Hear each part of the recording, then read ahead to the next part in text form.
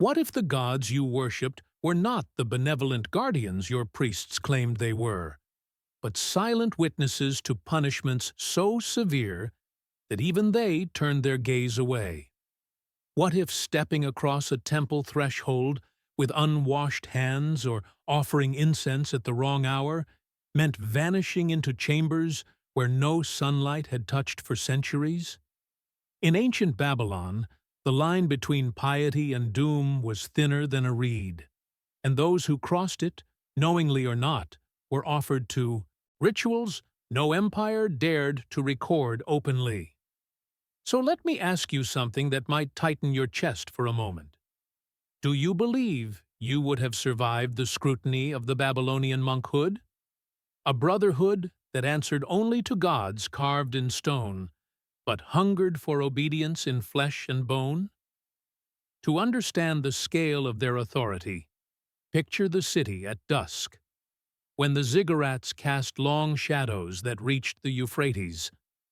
Priests in layered robes moved like silhouettes against torchlight, whispering words older than the kingdom itself. Beneath their temples were corridors sealed from the world, where chants echoed through stone chambers meant not for worship, but for judgment. Here, the monkhood kept its own archives of transgression, far darker than the clay tablets scholars admire today. And every now and then, someone disappeared into those halls. A merchant accused of touching a sacred idol without permission, a servant who swept too close to an altar, a young scribe who mistakenly opened a sealed scroll reserved only for the upper priesthood. Their fates were not decided by kings, but by monks, whose silence was more terrifying than any decree. But what made these punishments so dreadful was not their violence, but their purpose. Babylonian monks believed that every defilement stained the spiritual fabric of the city. They believed impurity spread like smoke, invisible yet suffocating, unless purified by ritual suffering. And they carried out that purification with precision, believing each step secured the favor of gods who demanded order above mercy. Some victims were confronted not by blades, but by symbols, incantations, and processions designed to break the soul before the body ever faltered. Even travelers, hearing rumors of these rites, crossed temple districts with lowered eyes, careful not to breathe too loudly near holy walls. Because in Babylon, ignorance never protected anyone. If you have ever felt the weight of stepping into a place you sensed was older, darker, or more watchful than you understood, then you already know a fraction of what temple defilers felt when the monks closed in. And what you are about to discover might unsettle your idea of ancient religion entirely. Before we move deeper, tell me your thoughts. Have you ever imagined rituals powerful enough to bend an entire city to silence? Leave a comment sharing what part of this story grips you so far. Tap the like button so more people can uncover this forgotten world. And make sure you are subscribed to follow every revelation, because what comes next might shift the way you see ancient Babylon forever. A quiet step into corridors where shadows once obeyed the monks more than the gods themselves. In the heart of Babylon, where towering ziggurats cut the skyline and incense clung to every breath of wind, there existed a second priesthood, one not written in chronicles or praised in hymns. These were the monks who lived between shadows and silence, guardians of laws no outsider was ever meant to hear. While the public priesthood performed rituals beneath the sun, chanting for prosperity and rain, this hidden order ruled the unseen world, the realm of spiritual contamination, forbidden knowledge, and divine retribution. They believed the city's survival depended not on crops or armies, but on spiritual purity maintained by hands so discreet that even kings dared not question them. Their origins were whispered rather than spoken. Some claimed they were descendants of the Inu, the watchers of the earliest temples in Eridu. Others believed they formed after a series of unexplained temple disasters, fires that left idols untouched, earthquakes that struck only sacred districts, and nights when the river rose without warning. Whatever their true beginning, their rise was swift and uncontested. When omens appeared, the monks were summoned. When curses were feared, they were invoked. And when defilement threatened the sanctity of a E-type or God's dwelling, they acted with a precision that bordered on supernatural. Their laws were not written on clay tablets, but memorized, guarded, transmitted from elder to novice in ceremonies that required total submission. A single misremembered line could condemn a city ward to ritual cleansing. Their rules reached into every corner of daily life: how one approached a shrine, how offerings were handled, how temple grounds were crossed, even how shadows were cast by torches during night rites. To the ordinary Babylonian, these laws were invisible, yet they shaped every moment within sacred boundaries. Rumors of their power spread quietly.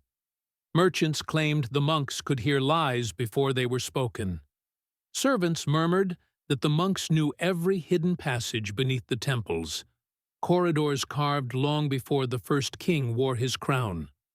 Soldiers on guard near holy districts said that the monks moved without sound, appearing behind you before your torch even flickered. And though no written decree stated it, everyone understood that when a monk set his gaze upon you, you were being weighed, not as a citizen, but as a potential threat to divine order. The kings themselves tread lightly around this brotherhood. Rulers who commanded armies and ruled over provinces still avoided interfering with temple justice. Even emperors who expanded Babylon's walls and raised new palaces learned quickly that the hidden clergy answered to no throne. Their authority came from a realm older and more terrifying than politics, a realm where the gods were believed to judge through human hands trained to enforce cosmic balance. And so, the secret monks became the invisible spine of Babylon's spiritual discipline. They were the quiet judges of purity, the interpreters of divine whispers, and the architects of rituals that even high priests feared to witness. They operated beneath the grand facades of religion, shaping destinies in silence, ensuring that no stain, physical or spiritual, threatened the fragile bond between the city and its ancient gods. Their rise was not dramatic. It was inevitable, carved from the fear that without them, Babylon would fall not to swords, but to something far more insidious: divine abandonment. In Babylon, a sin against the temple was not always an act of rebellion. Sometimes it was a breath taken at the wrong threshold, a gaze lingering on a sacred idol for a heartbeat too long, or a footstep placed on a stone meant only for the consecrated. The defilements that awakened the hidden clergy's wrath were often so subtle that the offenders never realized they had crossed an invisible line until the monks were already standing behind them. And that was the true terror. You rarely knew you had sinned until the temple itself reacted. These transgressions were classified not by severity, but by spiritual resonance. A merchant who entered a shrine with unclean hands risked inviting impurity into a god's dwelling, corrupting the air around the altar. A scribe who accidentally touched a sealed scroll might disrupt a cosmic order preserved through generations of chanting. Even a servant whose shadow crossed a sacred flame during nocturnal rites could be deemed a defiler, believed to have disrupted the dialogue between fire and deity. The Babylonian worldview drew no distinction between physical and spiritual contamination. One always bled into the other, creating ripples that only the monks claimed to sense. Their detection methods were unlike anything recorded in official temple literature. They relied not on witnesses, but on signs, omens the trained eye could interpret. A flicker in a temple lamp, a sudden crack in the plaster above an idol, a ripple in a bowl of purification water, each could signal a disturbance. The monks believed the gods expressed displeasure subtly at first, making themselves known through the environment long before they spoke through catastrophe. And so the monks watched the temples constantly, listening not to prayers, but to the quiet disruptions that ordinary worshippers overlooked. But they also watched people. Their surveillance required no words, no confrontation. They observed how someone entered the temple district, how they breathed near a holy gate, how their footsteps slowed or quickened in the presence of sacred symbols. Every gesture meant something: a nervous glance, a rushed offering, a trembling hand leaving incense at an altar. To the monks, these were signs of spiritual imbalance that might blossom into defilement. And when a person's behavior aligned with an omen, a guttering flame, a cracked offering bowl, a sudden gust of wind, judgment became inevitable. What made their system even more unnerving was how often guilt was confirmed long before the accused even realized what they had done. Priests might notice a faint smudge of ash on a worshipper's robe, the type left only by touching a forbidden brazier.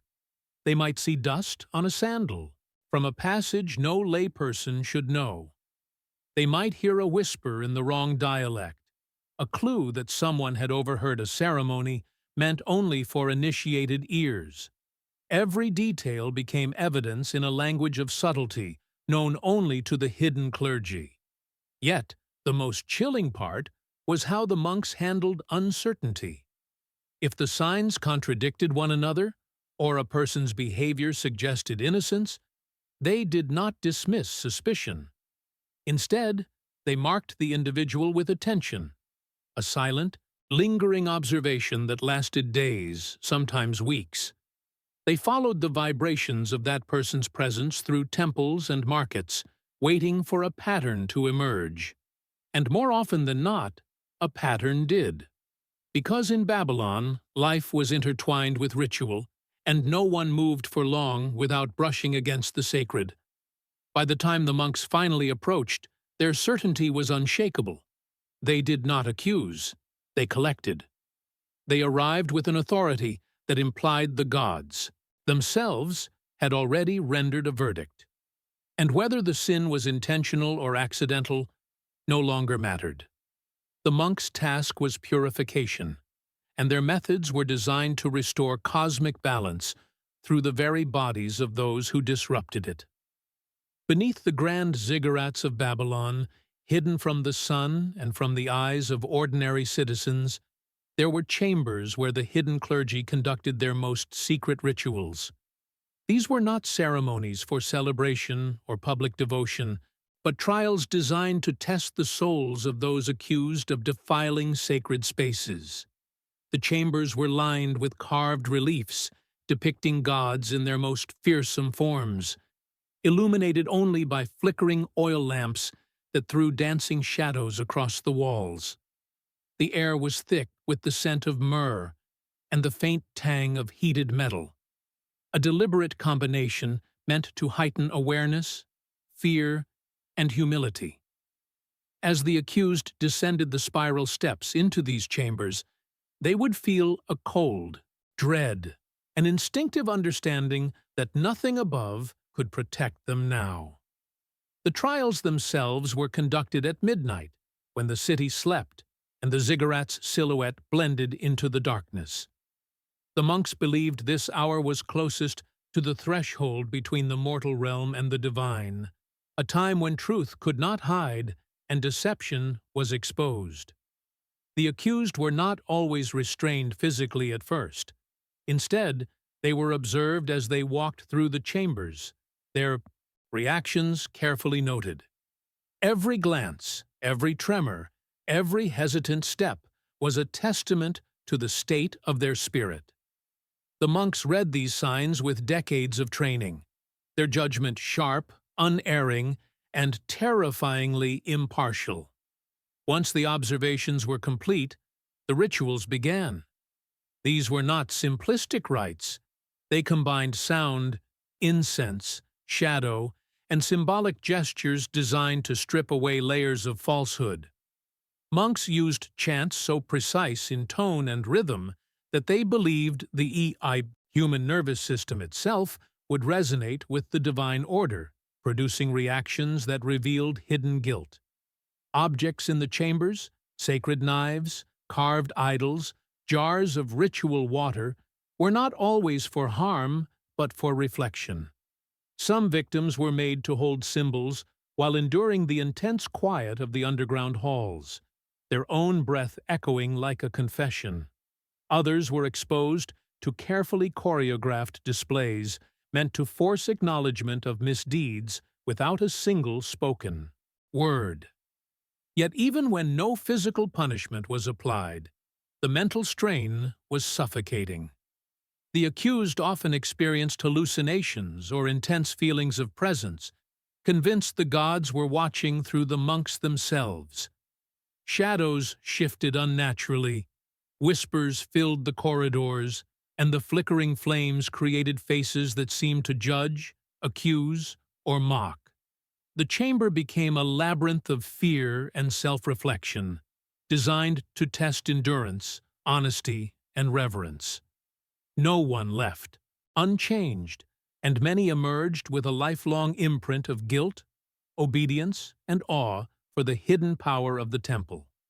Some trials concluded with symbolic gestures, a touch of water, the placement of a sacred amulet, or the repetition of a prayer whispered into the stone walls.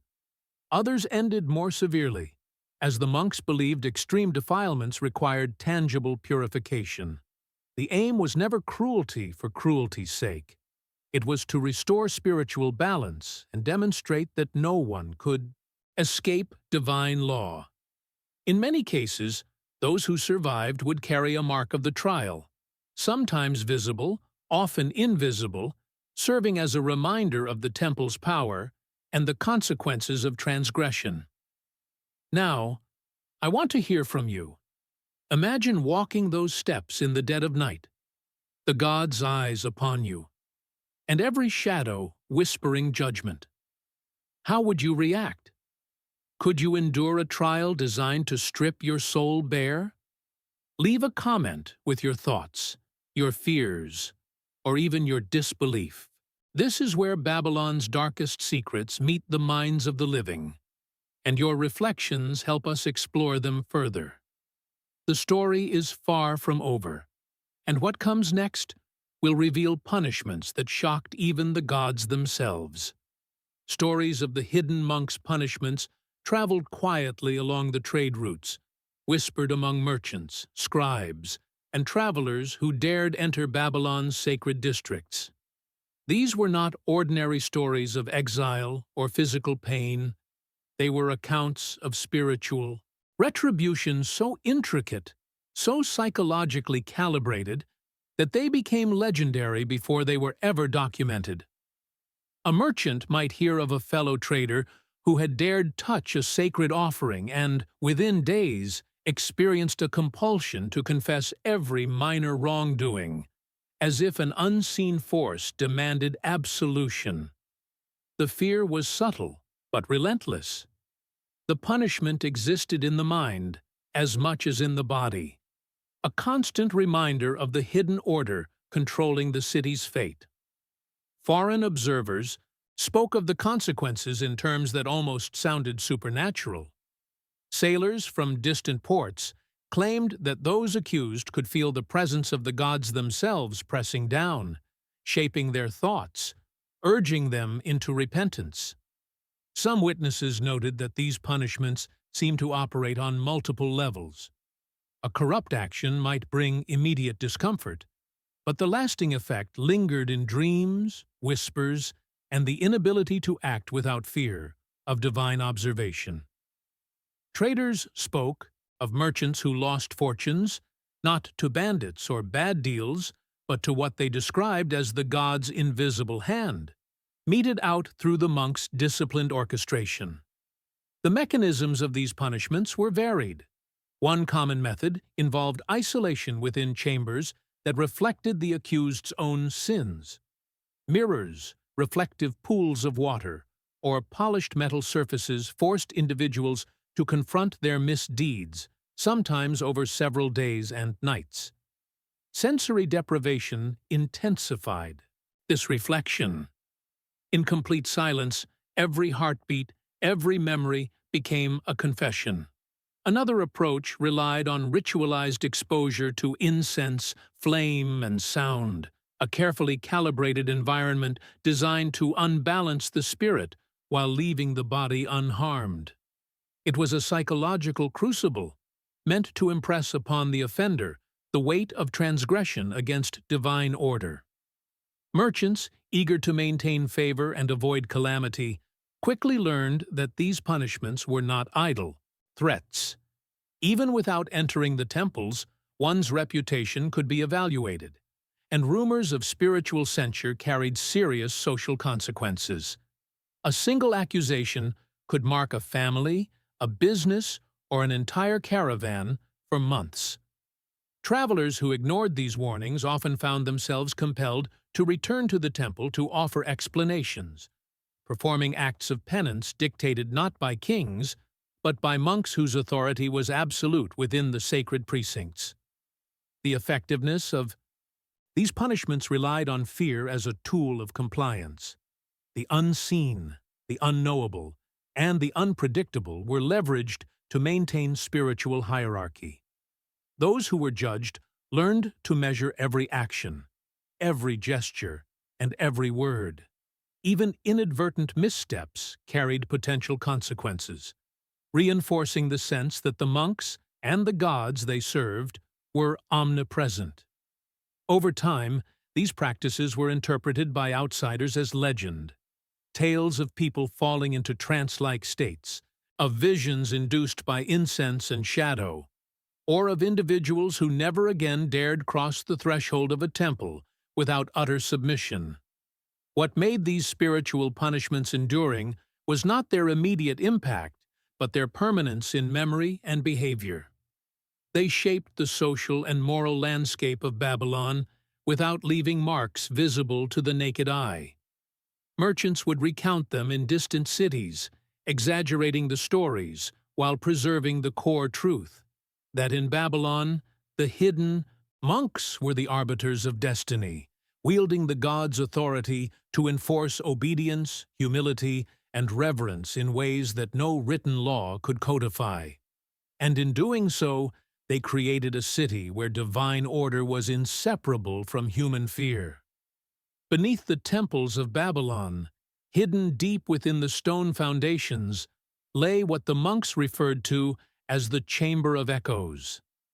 Few outsiders ever glimpsed its entrance, and fewer still survived its influence unaltered. The chamber was a space designed not for punishment in the conventional sense, but for extraction of truth, confession, and acknowledgement of sins that the accused might have believed were secret, even to the gods themselves. The walls, carved from basalt and limestone, were engraved with symbolic motifs intended to resonate with human consciousness. Every arch and recess reflected sound in peculiar ways, amplifying whispers, sighs, and murmurs until they became a chorus of conscience.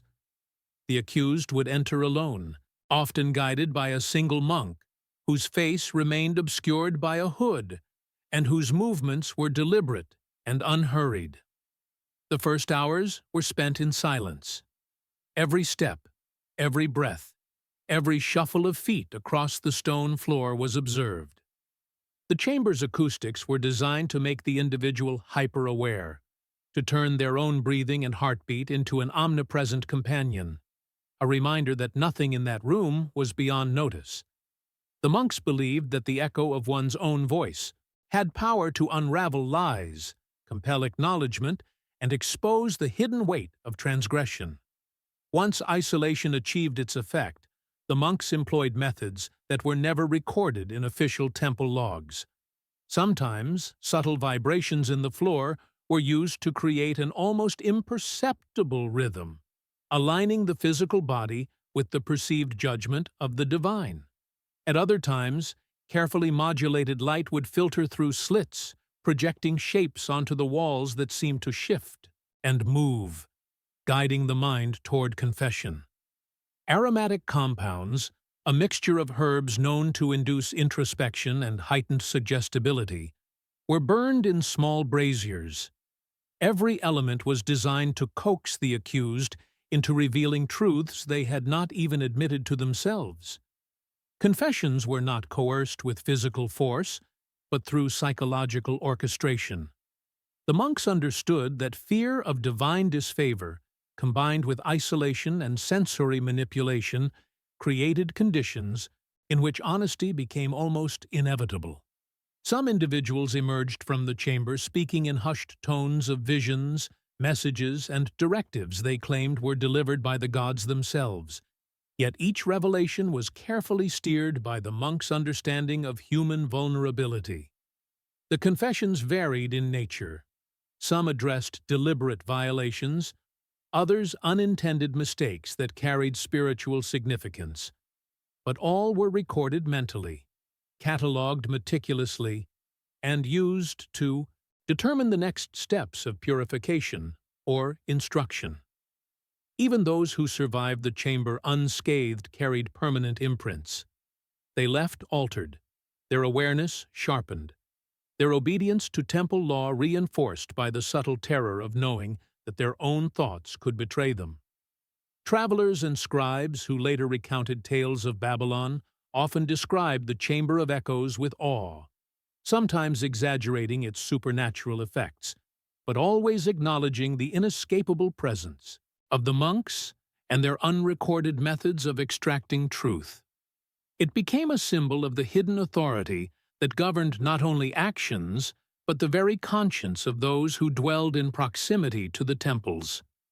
The Chamber of Echoes was more than a room. It was an instrument of divine judgment, wielded through expertise, intuition, and subtle orchestration. It demonstrated that the control exercised by the Babylonian monks extended far beyond what kings, soldiers, or merchants could perceive. It reshaped behavior, reinforced piety, and ensured that spiritual transgressions were addressed not merely in public ritual, but in the private recesses of the mind, leaving a lasting mark on those who dared to defile the sanctity of the temples. In the hidden depths of Babylonian temples, certain rituals went far beyond confession and spiritual correction. These ceremonies involved symbolic human sacrifices, acts designed not to end a life, but to demonstrate the absolute authority of the gods and their masked intermediaries. The priests who conducted these rites were never seen publicly, their identities concealed behind intricately carved masks depicting divine visages from fierce warriors to enigmatic deities. The masks served multiple purposes. They instilled fear, ensured anonymity, and created a direct visual link between the human participant and the divine power they claimed to serve. Through this concealment, the monks became conduits of the gods themselves, capable of enacting punishments that could shock even those who had devoted their lives to sacred service.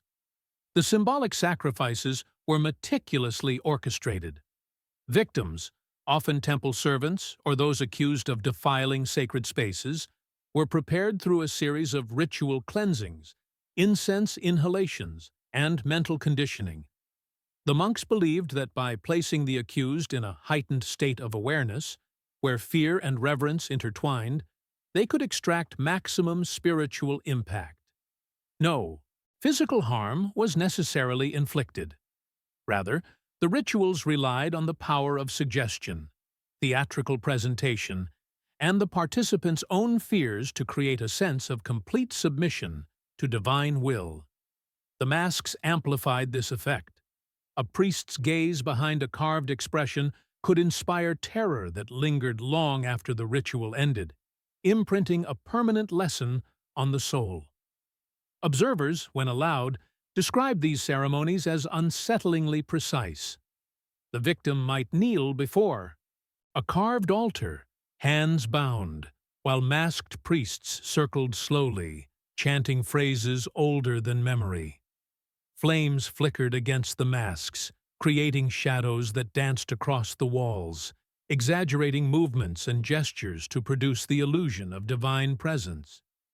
The victim was instructed to offer symbolic items, coins, tokens, or even personal effects, into bowls of water, oil, or ash. Each act represented a surrender of impurity, a purification through obedience, and a reminder of the invisible power governing the city's spiritual order. While outwardly ceremonial, the psychological impact was profound. Participants often reported visions of divine wrath, whispers of ancestral spirits, and a sensation of being weighed by unseen forces. The purpose of these symbolic sacrifices extended beyond the individual. They reinforced communal norms and transmitted warnings to those who merely observed or heard of the rituals. Merchants, scribes, and temple workers understood that defilement, even accidental, carried consequences that were both immediate and eternal in spiritual memory. The masked priests became legends in their own right, figures whose actions were invisible yet omnipresent, shaping behavior through the fear of observation, ritualized punishment, and psychological control. Even more remarkable, these rites were designed to be witnessed selectively. Outsiders rarely saw the ceremonies in full. Instead, the results were whispered through the city as cautionary tales. It was said that a defiler could emerge physically unharmed, yet forever marked by the experience, their spirit reshaped to align with the temple's laws. In this way, Babylonian monks exercised a terrifying and subtle form of authority, combining symbolism, ritual, and psychological manipulation into punishments that were as much a lesson for the living as they were a demonstration of divine power. Now I want to hear from you. How do you imagine facing a masked priest in a chamber where every movement and thought could be observed?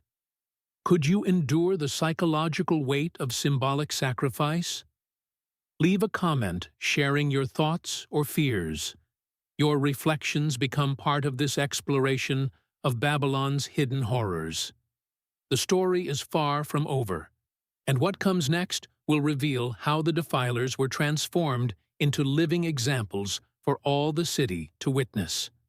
Once a defiler had passed through the shadowed chambers, endured the trials of confession, and submitted to symbolic rites, the Babylonian monks often completed their work with a transformation that was both ritual and spectacle. Those deemed guilty were not merely punished and released. They were converted into living symbols of the temple's authority, bound to serve in ways that publicly reinforced the power of the hidden clergy and the gods themselves. The process was calculated, a blend of psychological conditioning and ceremonial theater, designed to reshape behavior while demonstrating to the city that divine law could reach anyone who defiled the sacred order.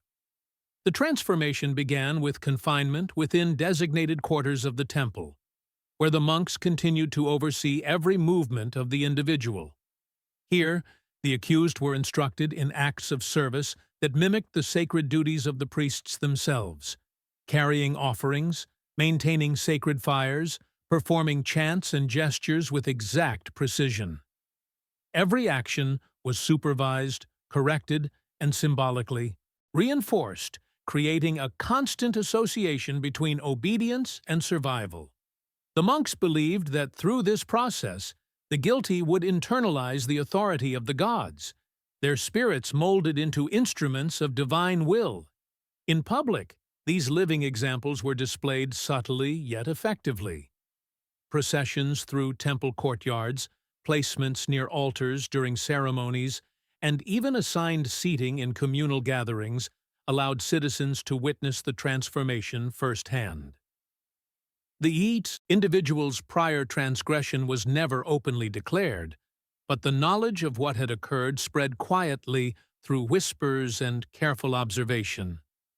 Merchants, scribes, and visitors understood that those who had erred were now visible reminders of the temple's reach and the consequences of spiritual impurity. Fear, compliance, and awe blended seamlessly in the minds of onlookers, reinforcing social and spiritual hierarchy. The monks often employed rituals of instruction alongside this public demonstration. The living servants were guided in precise recitations of sacred texts, disciplined in movements designed to emulate divine order, and sometimes subjected to sensory conditions that heightened focus, controlled light, aroma, and sound that created an immersive environment. This combination of internalization and external observation ensured that the transformation was both psychological and performative, embedding the lesson deeply into the individual's consciousness and into the perception of the wider community. Over time, these living symbols could serve as models for others, their obedience a deterrent, their visible submission a lesson in humility and reverence. The practice extended beyond mere punishment. It was a calculated method of reinforcing the invisible laws of the temple, ensuring that the sacred codes were respected without the need for physical coercion in every case. The monks' authority became evident not only in the chambers and corridors, hidden from public view, but in the streets, marketplaces, and altars, where every glance at a transformed individual reminded citizens that defilement carried consequences far beyond immediate observation. This system created a city where spiritual obedience and social compliance were inseparable. Each person who underwent this transformation became part of a living network of control, a conduit of the monks' hidden authority, and a warning that defilement could transform not only one's spirit, but one's role in the public eye. Through these methods, the Babylonian clergy extended the reach of divine power across the city, ensuring that the god's will was respected, feared, and internalized long after the initial act of transgression. The hidden rituals of Babylonian monks did not merely influence common citizens or temple servants. They reverberated through the highest echelons of power. Kings, scribes, and generals were all acutely aware that the monks' authority extended beyond spiritual oversight and into the political sphere. A ruler could command armies, levy taxes, and decree laws, but the monks operated from a separate, unrecorded system of influence that no throne could erase. Even emperors who claimed divine mandate tread carefully when entering temple districts, knowing that a single misstep could provoke the monks' attention and result in consequences that were both immediate and enduring. The fear was rooted in the perception that the monks had access to forces beyond ordinary comprehension.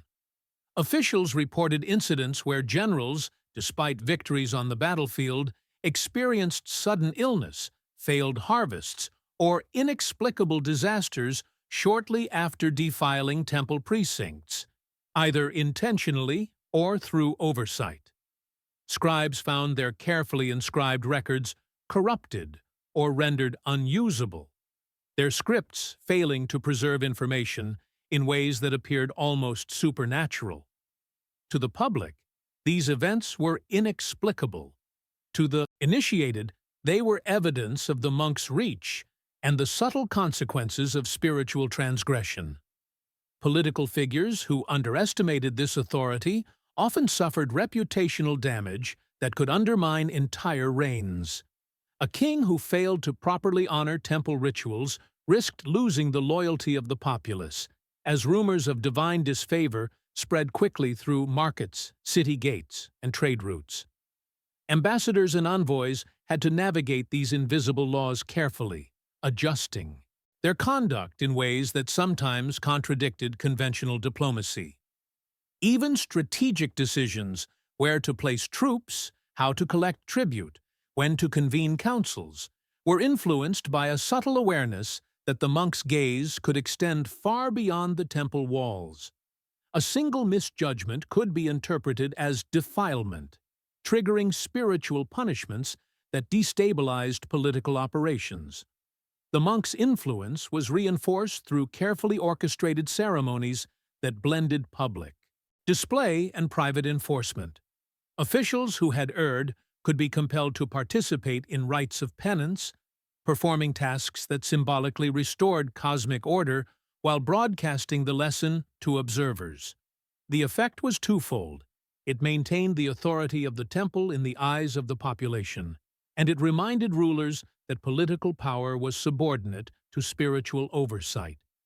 Even those who avoided direct punishment could be affected psychologically, their decisions colored by an awareness that defilement, even accidental, carried consequences far beyond immediate comprehension. Merchants and foreigners quickly learned to respect this system, reporting that citywide compliance often seemed automatic. Military campaigns were adjusted to account for temple proximity, and bureaucratic procedures incorporated silent rituals of acknowledgement designed to prevent accidental transgressions.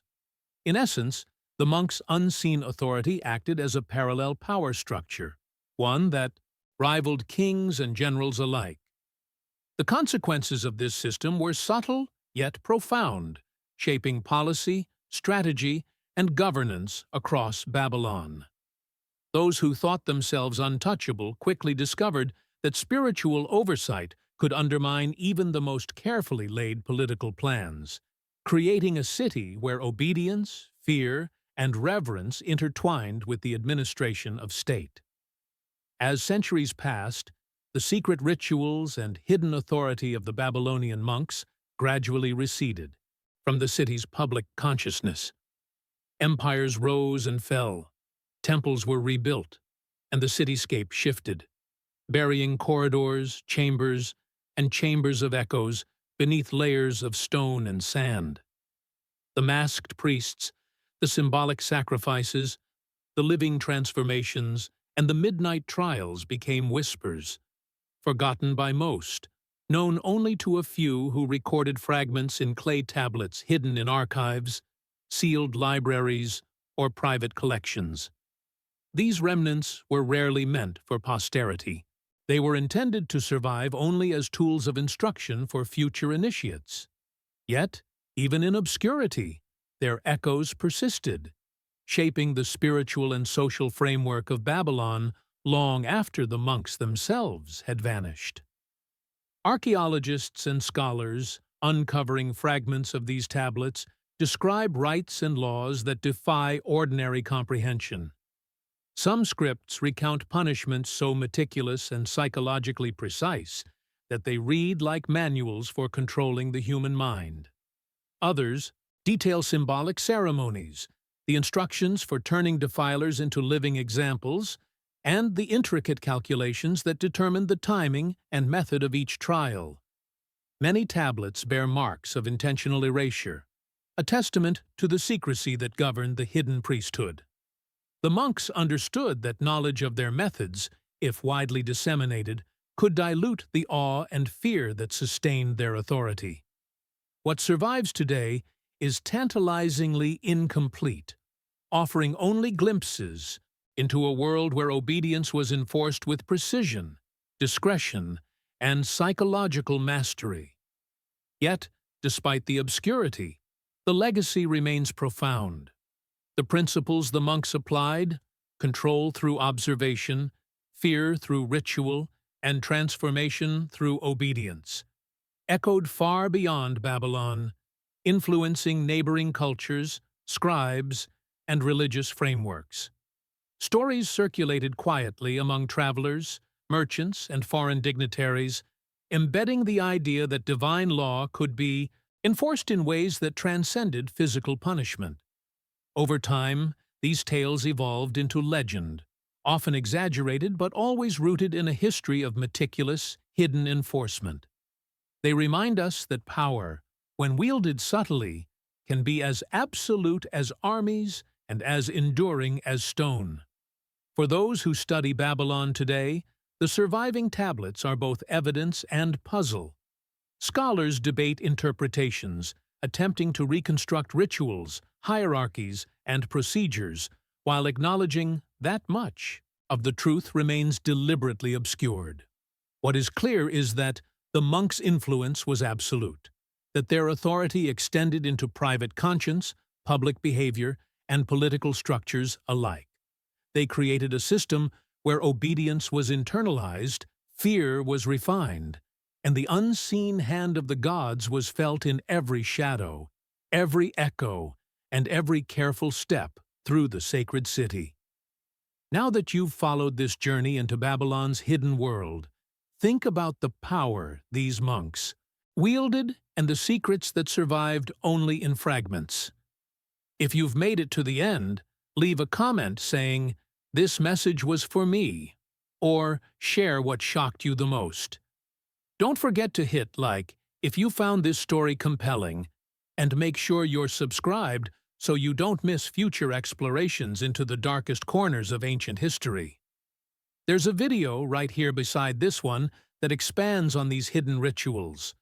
Click and continue this journey with me, because what we uncover next will challenge everything you thought you knew about the spiritual and political power of the ancients.